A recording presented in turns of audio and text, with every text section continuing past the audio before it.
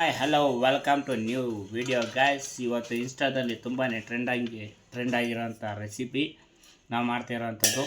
First ಈರುಳ್ಳಿ, ಅದಕ್ಕೊಂದು ಸ್ವಲ್ಪ ಅಚ್ಕಾರದ ಪುಡಿ, ರುಚಿಗೆ ತಕ್ಕಷ್ಟು ಉಪ್ಪು, ಚಿಪ್ಸಲ್ಲೇ ಇರುತ್ತೆ ಉಪ್ಪು, ಒಂದು ಸ್ವಲ್ಪ ಹಾಕೊಂಡ್ರೆ ಸಾಕು. ಹಾಗೆ ಕೊತ್ತಂಬರಿ ಸೊಪ್ಪು,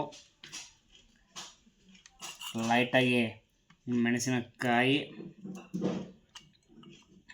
ಇದೆಲ್ಲನ ಹಾಕ್ಕೊಂಡು ನಂತರ ನಿಂಬೆಹಣ್ಣು, ಲೈಟಾಗಿ ಎಣ್ಣೆ, ಉಳಿದಿರೋಂಥ ಕೊತ್ತಂಬರಿ ಸೊಪ್ಪು ಹಾಕ್ಕೊಬಿಡ್ತೀನಿ. ಇದನ್ನು ಚೆನ್ನಾಗಿ ಮಿಕ್ಸ್ ಮಾಡ್ಕೋಬೇಕು.